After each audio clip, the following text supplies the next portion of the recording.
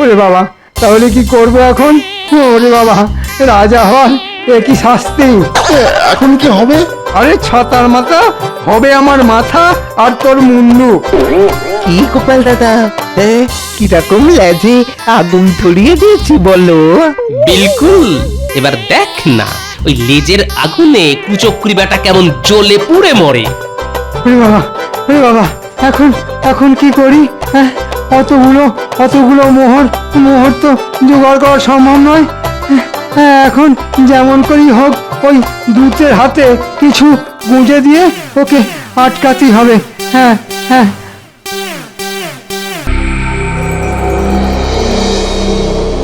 কি ব্যাপার, আজ সকলে এসে গেল, শুধু মন্ত্রীর দেখা নেই কেন? আমি তো আজ মন্ত্রী মশাইকে ওই বাজারে আড়তদারদের সঙ্গে কথা বলতে দেখেছি। মন্ত্রী আড়তদারদের সঙ্গে কি কথা বলছিল? সেটা তো বলতে পারবো না মহারাজ, আমাকে দেখেই তো সরে গেল। তার মানে সন্দেহজনক কিছু হবে বলে মনে হচ্ছে। আহ গোপাল, তোমার মনটা না দিন দিন কেমন সন্দেহ বাতিক হয়ে যাচ্ছে। আমি সন্দেহবাতিক মহারাজ? অনেক ঘা খেয়ে আপনার শিক্ষা না হলেও আমার কিন্তু হয়েছে। তাই মন্ত্রী মশাইয়ের চালচলনে ব্যাকাটেরা কিছু দেখলেই না মনের ভেতরটা কেমন কুগে ওঠে মহারাজ। তা তো গাইবে। আসলে তুমি তো আমাকে দেখতে পারো না, তাই ওই যে কথায় আছে না, যারে দেখতে নারী তার চলন বাঁকা। মহারাজ, বাজারের আড়তদাররা আড়ত বাড়াতে যাইছে, তাই তাদের আরো কিছু জমি লাগবে, সেই নিয়েই তারা আমার সঙ্গে কথা বলছিল। আড়তদারেরা বাড়তি জমির জন্য মহারাজের কাছে না এসে মন্ত্রী মশাইয়ের সঙ্গে কথা বললো কেন? এটা খুব ভালো কথা মহারাজ। তাদের ব্যবসা বাড়লে রাজ্যের ভালো, আর আমাদের কোষাগারও বাড়তি খাজনা আসবে। না না মহারাজ, বাড়তি খাজনা ওরা দিতে পারবে না। কেন বাড়তি খাজনা দিতে পারবে না কেন? না মানে এখন তো দিতে না পারলেও পরে ঠিক ওদের কাছ থেকে আদায় করে নেব। তা আড়তদাররা আড়ত বাড়াতে চাইছে কেন?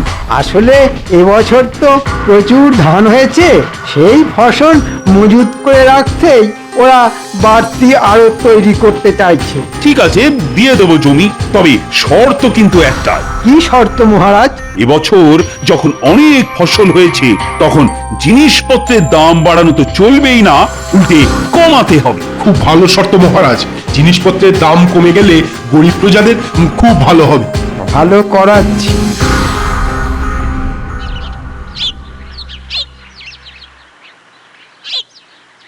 বুঝলে গোপাল, আজ বেশ জমিয়ে মাছ ধরতে হবে। রানীকে আমি কথা দিয়ে এসেছি যে 2 সেরি ওজনের একটা রুই মাছ তাকে আমি উপহার দেব। কোনো চিন্তা করবেন না মহারাজ, যা চার বানিয়ে এনেছি না, দেখবেন চারের গন্ধে পুকুরের সব মাছ একেবারে আমাদের বড়শির মুখে চলে আসবে।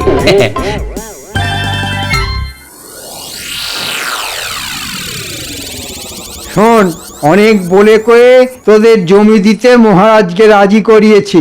এখন তোদের কথা দিতে হবে যে আমি যা যা বলবো তোরা তাই তাই করবি।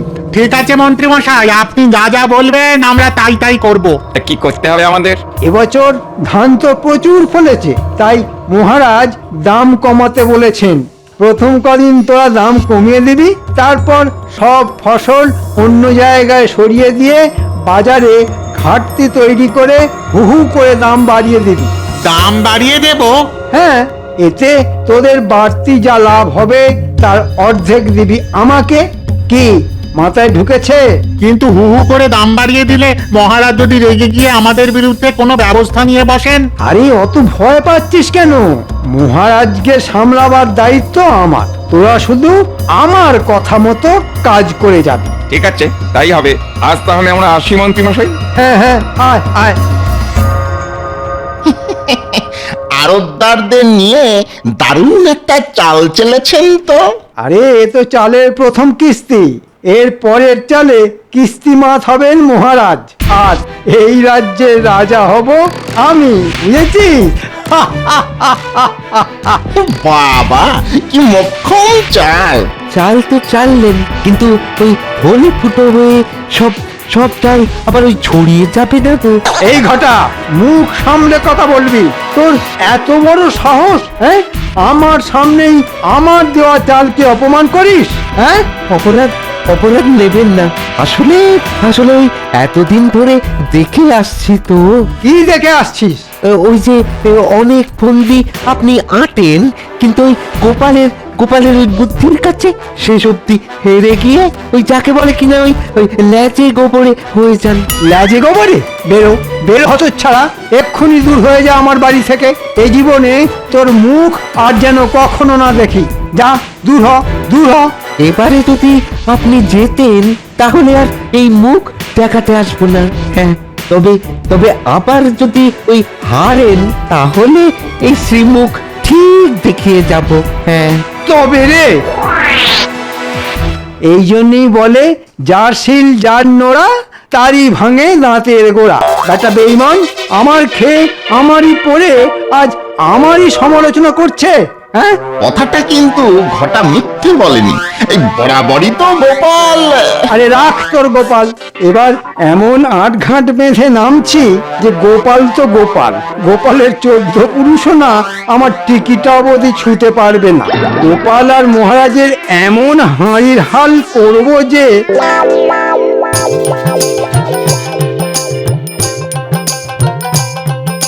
কি গো গোপাল, 8 ঘন্টার উপর তো হয়ে গেল, একটা মাছও তো ধরা পড়লো না। সবুর করুন মহারাজ, সবুর করুন। মাছ ধরার প্রথম কথাটাই হলো ধৈর্য। মহারাজ, নড়ছে নড়ছে, টেনে ডুবোতে গেলেই মারুন হ্যাঁচকা টান। লেগেছে লেগেছে, মুখে বড়শি লেগেছে। এবার এবার এবার আস্তে আস্তে আস্তে আস্তে সাবধানে টেনে টেনে তুলুন। বাবা, আরে এই গোপাল, এই কত বড় বাবা, ওজন মনে হয় 200 থেকে বেশি হবে। কিরকম চার মেখেছি বলুন। মহারাজ, আপনি মাছ ধরছেন? খুব ভালো, খুব ভালো। বাহ বাহ বাহ বাহ বাহ, বাবা কত বড় মাছ! তা এখন এই কাগজে চট করে একটা স্বাক্ষর করে দিন তো। কিসের কাগজ? ওই যে আড়তদারদের সঙ্গে একটা চুক্তিপত্র। আড়তদারদের সঙ্গে চুক্তি? কেন, এতদিন তো যা হয়েছে সবই তো মুখের কথায়। না না মহারাজ, দিনকাল পাল্টে যাচ্ছে, মুখের কথায় এখন কি সবকিছু বিশ্বাস করা উচিত? তা কি লেখা আছে ওই চুক্তিপত্রে? ওই যে এখন খাজনা দিতে না পারলেও 1 বছর পর থেকে খাজনা দিতে হবে, আর জিনিসপত্রের দাম কমাতে হবে। আহ, এই কথা। ঠিক আছে, দাও, স্বাক্ষর করে দিচ্ছি। না মহারাজ, না পড়ে স্বাক্ষর করবেন না। হ্যাঁ, সেটাও ঠিক। শোনো মন্ত্রী, দেখতেই তো পাচ্ছ এখন আমি মাছ ধরায় ব্যস্ত। কাল রাজসভায় চুক্তিপত্রটা নিয়ে এসো, আমি ভালো করে পড়েই না হয় স্বাক্ষর করে দেবো। কিন্তু ওরা তো আজকেই চাইছে, কারণ ওরা আজ যে নতুন আড়তের ভিত পুজো করতে চায়। তা আজ ভিত পুজো হোক, কালই না হয় হবে চুক্তি। তুমি চুপ কথা। কথা হচ্ছে রাজা মন্ত্রীর মধ্যে সামান্য ভাঁড় হয়ে মাঝখান থেকে আমাদের কথার মধ্যে ফুট কেটো না তো। দিন মহারাজ, দিন, সইটা করে দিন। দেবো? হ্যাঁ মহারাজ, দিন।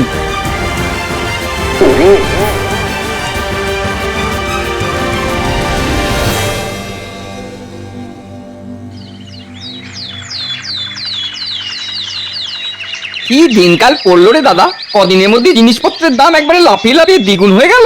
আর একটা জিনিস লক্ষ্য করেছো, খুচরো বিক্রেতাদের কাছে তেমন জিনিসপত্র নেই। ওরা বলেছিল আড়তদাররা নাকি সব জিনিস আড়তবন্দি করে ফেলেছে। আমাদের রাজ্যে এমন একজন ভালো মহারাজ থাকতেও এত অনাচার। শোনো, সকলকে জড়ো করো, আজই মহারাজের কাছে গিয়ে কথাটা তার কানে তুলতে হবে। ওই দেখো, গোপাল দাদা আসছে। চলো গোপাল দাদাকে সব কথা বলি। গোপাল দাদা, বাজার যাচ্ছ বুঝি? হ্যাঁ, তা তোমাদের বাজার হয়ে গেছে বুঝি? আর বাজারে আগুন লেগে গেছে গো গোপাল দাদা, আগুন! সব জিনিস একেবারে অগ্নিমূল্য। তাই নাকি? চলো তো দেখি।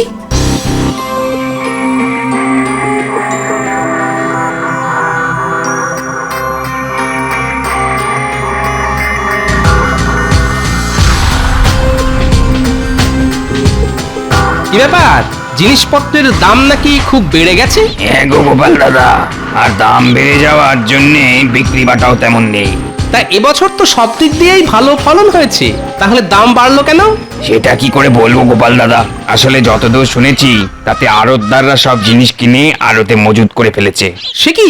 আর এর ফলে খুচরো বাজারে যোগান কম আর দাম দ্বিগুণ। না না না, এ তো একেবারেই ভালো কথা নয়।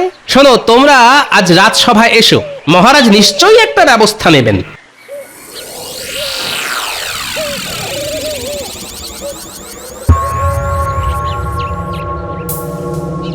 শুনেছি কোনো এক রাক্ষসীর প্রাণভোমরা ছিল একটা কৌটোর মধ্যে, আর মহারাজ কৃষ্ণচন্দ্রের প্রাণভোমরা আছে এই কাগজের মধ্যে। মহারাজ, তুমি তো আর জানো না, না জেনে কোন কাগজে সই করেছো তুমি? হ্যাঁ,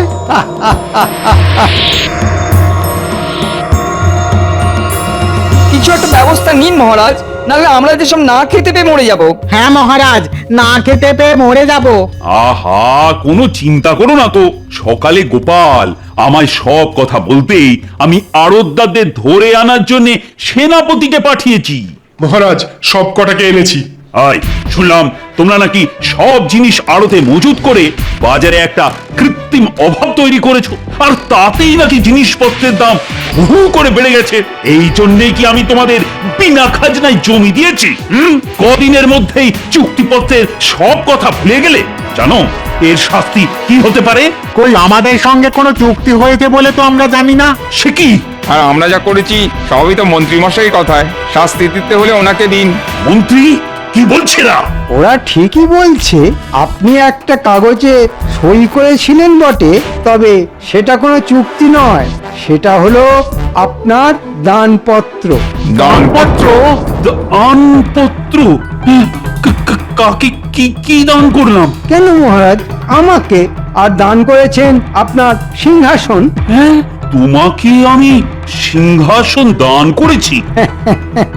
বিশ্বাস না হলে পড়ে দেখুন আপনার নিজের হাতের সই করা কাগজ। আমি মহারাজ কৃষ্ণচন্দ্র আজ এই মর্মে স্বীকার করছি যে রাজকাজ আমার আর ভালো লাগছে না, তাই আমার সিংহাসন আর রাজপ্রাসাদ আমি মন্ত্রীকে দান করে দিচ্ছি। এখন থেকে মন্ত্রী রাজা হয়ে রাজকার্য সামলাবে। ও মন্ত্রী, তুমি এতটাই খারাপ, এভাবে আমাকে ঠকালে? এই জন্যেই আমি আপনাকে সেদিন না পড়ে কাগজে স্বাক্ষর করতে বারণ করেছিলাম মহারাজ। এখন বুঝতে পারছেন তো না পড়ে স্বাক্ষর করার ফল কি মারাত্মক হতে পারে? বুঝতে পারছি গোপাল, হাড়ে হাড়ে বুঝতে পারছি। আর সেই সঙ্গে এও বুঝতে পারছি এতদিন দুধ করা দিয়ে আমি কি ভয়ঙ্কর কাল সবটাই না পুষেছিলাম। বুঝতেই যখন পেরেছেন তখন কাল সাপের মরণ কামড় খান। শুনুন, কাল সকালেই রাজপ্রাসাদ আর সিংহাসন ছেড়ে দেবেন, এই আমার শেষ কথা। কাল থেকে আমি রাজা, তাই আমার কথাতেই সবকিছু চলবে। আয় ভগবান! উফ!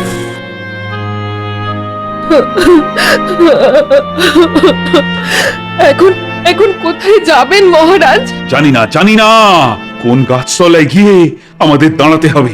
রানী, রানী আমায় ক্ষমা করে দাও। আমি মানছি যা কিছু হয়েছে সবই আমার নির্বুদ্ধিতার ফল।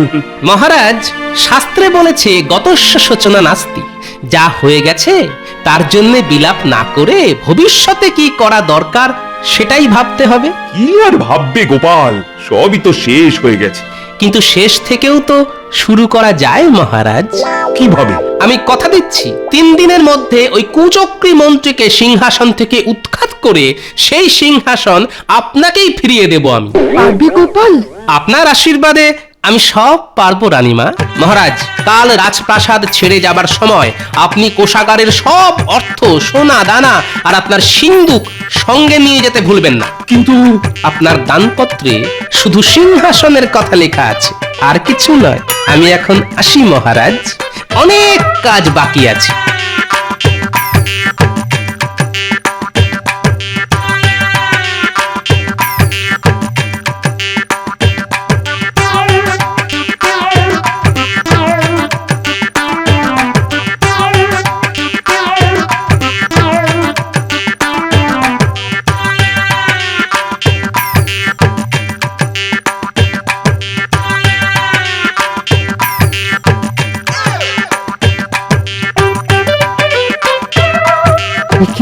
কি শুনছি গোপাল দাদা?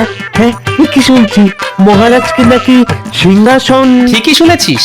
এবারেও বুদ্ধি চড়ে তুমি ওই মন্ত্রী বেটাকে হারিয়ে দাও গোপাল দাদা। হ্যাঁ, ও হারলে আমার আমার গায়ের জ্বালা জুড়োয়। সে কি রে, এতদিন তুই তো ওর সঙ্গেই ছিলি। হ্যাঁ হ্যাঁ, ছিলাম। আর এতদিন ওর কথায় কত খারাপ কাজ করে গেছি, অথচ এখন এখন আমাকেই তাড়িয়ে দিয়েছে। মন্ত্রীকে হারাতে হলে তো আমায় সাহায্য করতে হবে তোকে। কিরে, পারবি? একবার বলেই দেখো না কি করতে পারি। হ্যাঁ, তাহলে একজন অচেনা লোককে জোগাড় করতে হবে। বেশ বলিয়ে কইয়ে হওয়া চাই কিন্তু। হয়ে যাবে। হ্যাঁ, হয়ে যাবে। সেই সঙ্গে লাগবে একটা গরুর গাড়ি আর রক্ষীর বেশে আরো গোটা চারেক লোক। কিরে, সব ঠিকঠাক পারবি তো? দেখো না কি করি। তাহলে কি কি করতে হবে শোন।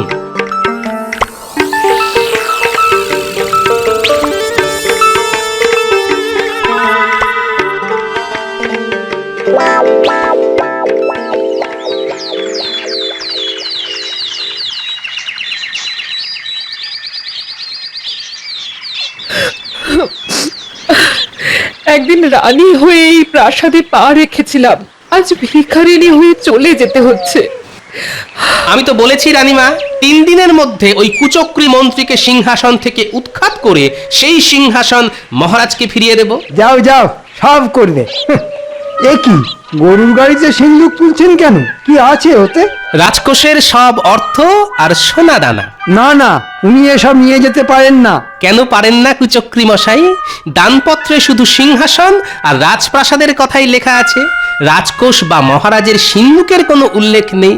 চাপ বাবা, তাড়াহুড়োয় খুব কাঁচা কাজ করে ফেলেছি দেখছি। চলে আসুন মহারাজ।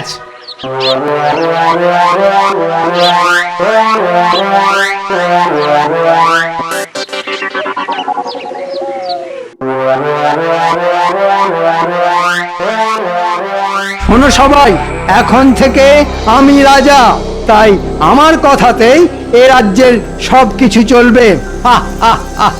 শোনো, আজ থেকে সকলের বেতন অর্ধেক করে দিলাম। বেতন অর্ধেক? হ্যাঁ, অর্ধেক। যাদের পোষাবে তারা থাকবে, আর যাদের পোষাবে না তারা চলে যাবে। একই বলা নেই কওয়া নেই, হুট করে রাজসভায় ঢুকে পড়লে যে। ঢুকে না পড়ে কি করব? বাজারে জিনিসপত্র পাওয়া যাচ্ছে না, যেটুকু যা যাচ্ছে তার দাম 3 গুণ 4 গুণ হয়ে গেছে। সবে তো 3-4 গুণ, ভবিষ্যতে 5-6 গুণ হয়ে যেতে পারে। তাহলে আমরা খাবো কি? আমাদের সংসার চলবে কি করে? অত চলাচলির মধ্যে আমি নেই। মুদ্রা কথা, এ রাজ্যে থাকতে হলে চড়া দাম দিয়েই জিনিসপত্র কিনতে হবে। আর একটা কথা, এবার থেকে খাজনা কিন্তু দ্বিগুণ হয়ে যাবে। যে আমার বিরুদ্ধে কথা বলবে তার পরিণতি হবে কারাবাস। আমি মুর্শিদাবাদ থেকে আসছি। আমার পরিচয় হলো, আমি নবাবের নতুন দূত। নবাবের দূত? তা কি দরকারে এসেছো বলো? নবাব বলে পাঠিয়েছেন খাজনা বাবদ এক্ষুনি তার 5000 স্বর্ণ মুদ্রা প্রয়োজন। 5000 মোহর এক্ষুনি? তা কি করে সম্ভব? সম্ভব অসম্ভব তো আমি জানি না, আমি শুধু ওই 5000 স্বর্ণ মুদ্রা নিয়ে যাওয়ার জন্য গরুর গাড়ি এনেছি। স্বর্ণ মুদ্রা পেলে ভালো, না পেলে নবাবের আদেশ মতো আমি আপনাকে বেঁধে নিয়ে যাব, সেখানেই হবে আপনার শাস্তি। ওরে বাবা, এখন কি করব? রাজকোষের সব অর্থ তো মহারাজ নিয়ে চলে গেছে। এত মোহর এখন জোগাড় করব কি করে?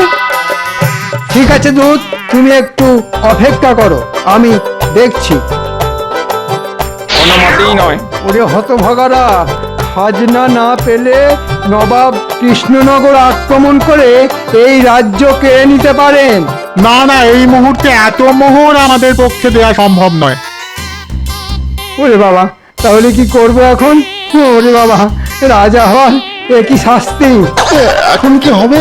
আরে ছাতার মাথা, হবে আমার মাথা আর তোর মুন্ডু। কি গোপাল দাদা, কিরকম লেজে আগুন ধরিয়ে দিয়েছি বলো? বিলকুল। এবার দেখ না, ওই লেজের আগুনে কুচক্রী বেটা কেমন জ্বলে পুড়ে মরে। ওরে বাবা, এখন কি করি? অতগুলো মোহর তো জোগাড় করা সম্ভব নয়। এখন যেমন করি হোক ওই দূতের হাতে কিছু গুঁজে দিয়ে ওকে আটকাতেই হবে। হ্যাঁ হ্যাঁ। ও ভাই দুধ, একটু কাছে এসো না, কানে কানে একটা কথা বলি। বলুন। বলছিলাম কি, তোমাকে আমি কিছু অর্থ দিচ্ছি, ওটা নিয়ে যেমন করে হোক তুমি একটু সামলে দাও। হ্যাঁ, আমাকে ঘুষ নিতে বলছেন? চলুন চলুন তাহলে এক্ষুনি আপনাকে বেঁধে নিয়ে যাই। ওরে বাবা, কি করবো রে? না না, পালাতে হবে। পালিয়ে কোথায় যাবেন কুচক্রী মশাই? ওই যে কথায় আছে না, পালাবার পথ নেই, জম আছে পিছে। আমায় আমায় ছেড়ে দাও গোপাল, আমি রাজা হতে চাই না। তাহলে ওই দানপত্রটা দিন।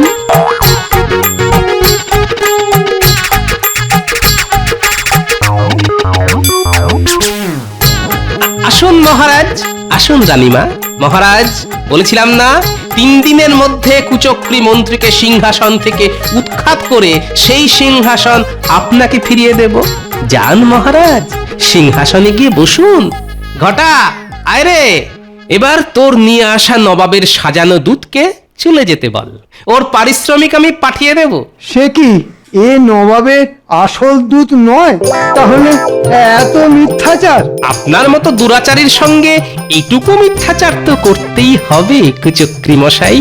কি মন্ত্রী না মানে ওই কুচক্রী মশাই, এবারেও আপনার সব চাল ছড়িয়ে গেল তো।